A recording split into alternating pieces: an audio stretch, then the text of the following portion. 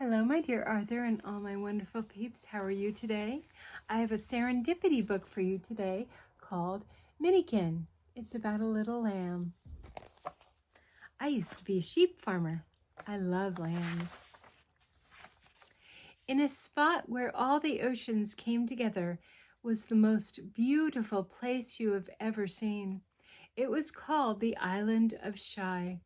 The winds from all over the world brushed gently over this island, kissing the trees and lush grasses, whispering a tender song of love and caring.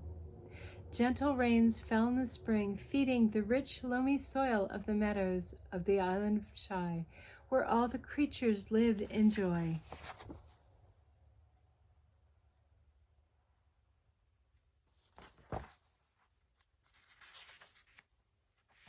On the gentle slopes of the island, in secret small meadows where grazing grasses and meadow flowers grew in great profusion, the woolly sheep of Skye lived and played their lives away. Birds swooped in the soft breezes that cooled the gentle creatures as they munched their morning meal, and every day they ate with a zeal that set their tails to swishing in anticipation of tasty delights.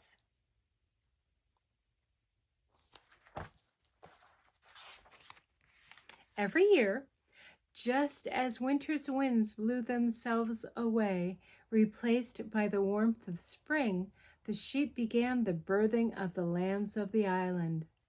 With their eyes just barely open to the world around them, and their black noses glistening in the morning's light, the lambs would take their first staggering steps of life yet to come. With soft, gentle bleats, Mother Sheep, called ewes, would call to them, and they would stiffly bound back, their short, fluffy tails twitching in joy at all that they saw.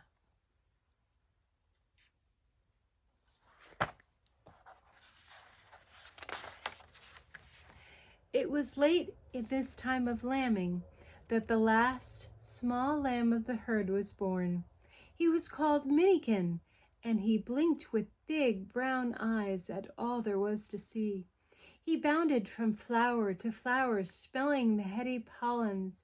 Minikin sniffed, and he sniffed, until, with a loud "Kajou!" he sneezed a sneeze bigger than he was, and fell with a lump down on his rump.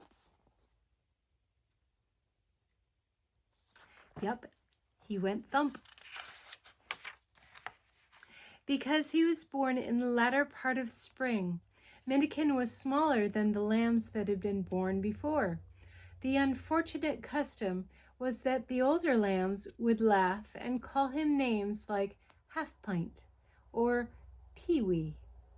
Minikin didn't like it one little bit.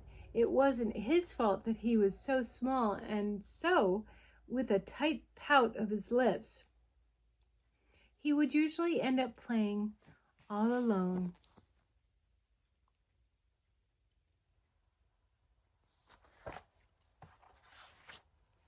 One day, when all the laughing lambs had laughed a little louder than before, Minikin raced back to his mother, tears in his eyes. "Mom," he bleated plaintively, "I don't want to be itty-bitty anymore. When am I going to be big?" His mother stopped her gentle grazing and smiled that special smile that mothers seem to have. "Minikin, you will be bigger in time. There's nothing you can do now, but as soon as you know it, you'll grow and be just as big as your brothers." Minikin didn't want to wait. He pouted and pondered until he came up with a marvelous plan.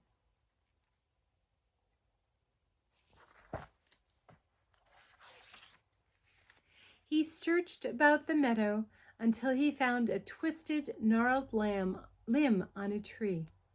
Carefully, he hooked his back legs over the branch.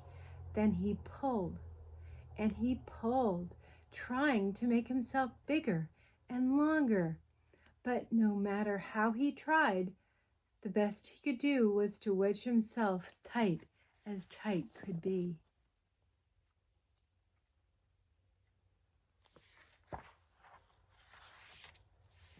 The other lambs laughed and laughed as they helped poor Minikin to disengage himself from the tree. "What's the matter, Shrimp?" they giggled in glee. "If you weren't such a runt, you would have been able to step over the branch instead of trying to go through it." They popped him loose and, still chuckling, trotted off, leaving Minikin in a heap of wool and tears at the base of the tree.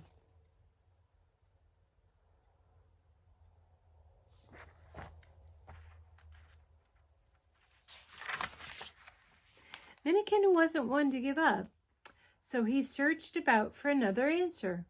One day, as he was walking near the creek, munching the small tender shoots that grew there, he noticed that the mud stuck to the bottom of his tiny hooves. He thought, "A little mud makes me feel taller. Maybe a lot of mud will make me just as big as the other lambs." The rest of the morning he walked around and around in the sticky mud until he was standing nearly a foot taller than before.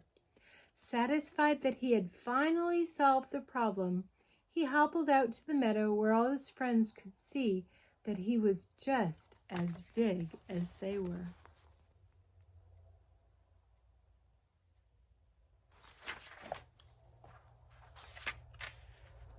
The other lambs were more than a little amazed as a tall and proud Minikin strode about the meadow. Who knows, this might have been the answer, but the morning mist was still heavy on the grasses of the meadow. Slowly, the mud on one foot, then another, began to dissolve until he was leaning at an impossible angle. Each step became a little harder until, finally, he fell into a small muddy heap. His mother came to his rescue, licking his wool clean and glistening. "Be patient, my little lamb," she cooed. "Eat and drink. With time, you'll grow just as big as everyone else." As his mother ambled away, a light began to shine in Minikin's eyes. "That's it! I have been wasting all my time thinking when it's eating that makes you grow bigger." So, with a twitch of his little tail, he bounded into the rich meadow.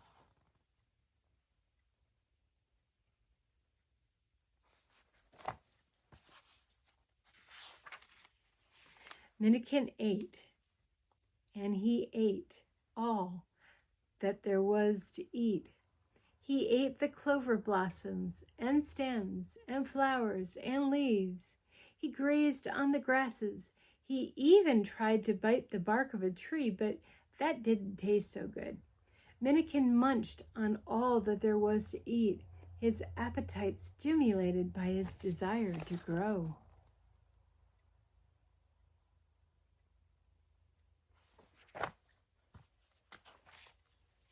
But instead of growing faster, all that Minikin succeeded in doing was getting fatter.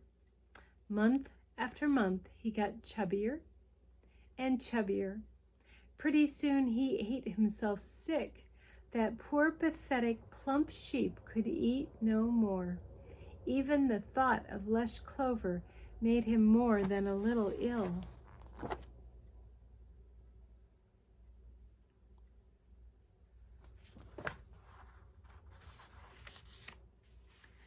Poor little Minikin spent months and months exercising all that plump away. He ran and ran and played, discovering as he did so that when you're busy, you don't have time to fret.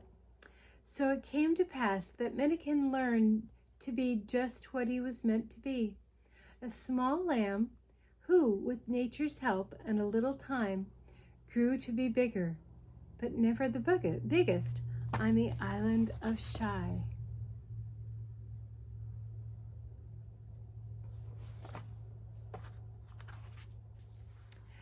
So, boys and girls, if you're small and not so tall, there's no need to throw a fit. Remember a lamb called Minikin, who grew in time a little bit.